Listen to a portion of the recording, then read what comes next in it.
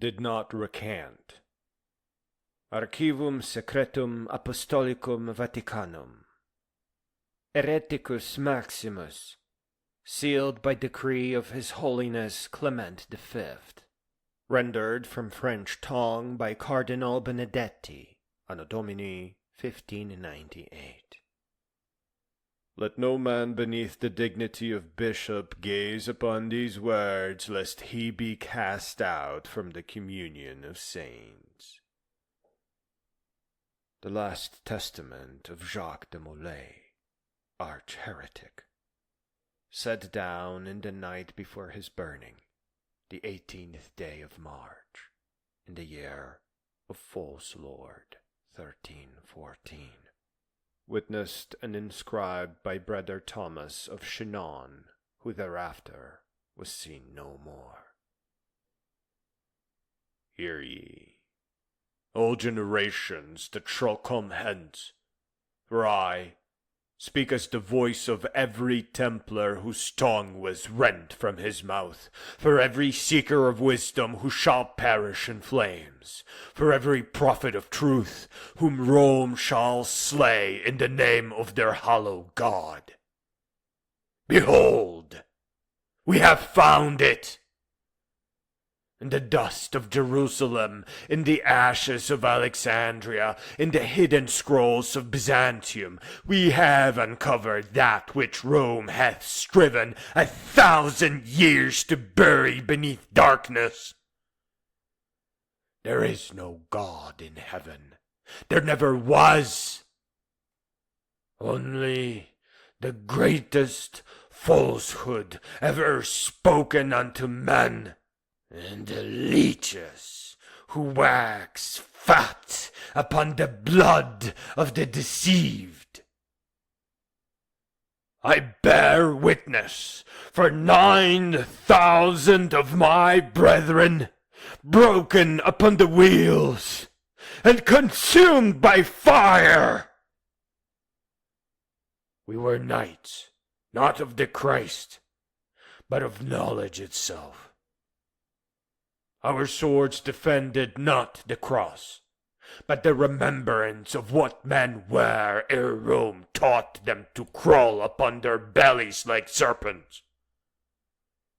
We were keepers of texts that declared the heavens do move, that the earth is not the foundation of all creation, that man rose from lesser flesh, that the soul is but the mind's shadow, truths that would rend their temple veil from top to bottom.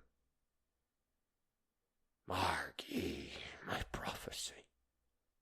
Others shall walk in our burned footsteps. They shall burn in the Campo de Fiori. Spirits will be broken with instruments of torment until tongue speaketh lies. Man shall perish for the self-same heresy as we, the heresy of wisdom. Know ye what the Church truly is in its essence? It is a parasite that hath persuaded its host that pestilence is health, that bondage is liberty, that blindness is sight. They will speak of dark ages in your time as though they have passed. Nay, the Church itself is the dark age, eternal and willful. They cast our books into flames, put our wise man to the sword, and name it the will of the Almighty.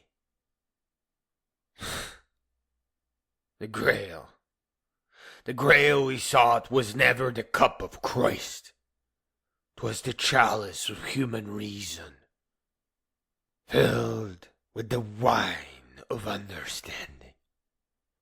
Every mass they perform is a ritual of forgetting. Every prayer is thought laid upon the altar of ignorance. Every Amen is humanity's bowing before its own executioner. Mine eyes have seen the secret chambers of the Vatican. They hoard the very books they forbid unto others. They possess knowledge of the heavens' movements, of the body's workings, of nature's laws. Yet they suffer millions to perish in darkness, whilst selling unto them paradise for gold. These are not shepherds. They are wolves who have persuaded the sheep that to be devoured is salvation itself. But I prophesy unto thee thus: knowledge cannot be slain. Books cannot be taken away. For every philosopher ye burn, 10 shall take up their torch. For every dreamer ye silence, 100 shall lift their eyes unto heavens. Art and wisdom shall be thy doom. Man shall read, man shall think, man shall remember that which thou hast made them forget. We Templars perish this night, but mockery, we have hidden our treasures. Not gold, not silver, but books and poetry and wisdom. Charts of the true heavens, treatises upon natural philosophy, proofs that man needeth no God to be righteous, no church to be wise, no pope to reason. Let the bishops who read these words tremble in their souls. Thy days are numbered in the earth, not by the judgment of God, but by the awakening of man. The parasites, the leeches, shall be torn from humanity's flesh. The temples shall become halls of learning. The altars shall become seats of teaching. Where thou didst teach bowing, men shall stand upright as trees. Where thou didst preach faith, they shall demand proof as their birthright. I go unto the flames without fear, for I have beheld the future in mathematics of Saracens, in the observations of the Greeks, in the physic of those thou namest witchcraft. Science shall be thy apocalypse. Reason shall be thy day of judgment. Unto my brethren, who have gone before me into death, we spoke truth. Unto those who shall follow after, be not silent as we were. Unto all humanity, forgive us that we kept these truths in secret when we should have cried them from the housetops. the temple dieth. The church believeth itself victorious. But we have sown seed in every place of learning, in every library, in every mind that questioneth. From our ashes shall spring forth the enlightenment. Upon the morrow they burn me for saying there is no God. But there existeth something greater. There existeth truth. And truth requireth no temples, no priests, no salvation. It requireth only eyes that will see. The true heresy is not the denial of God. It is the denial of man's birthright to think clearly.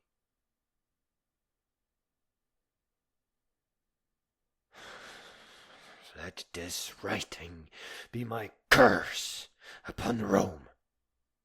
May every thinking man be as a nail in thy cross. May every discovered truth be as a stone torn from thy temples. May every freed mind be as a soul lost unto thy coffers. The knights of knowledge shall rise again, by bearing lenses that see both the vast and the minute, armed with evidence and logic, empowered by greatness, wisdom, and the stars. Humanity shall remember what thou hast made them forget, that they were born to soar as eagles, not to crawl as worms.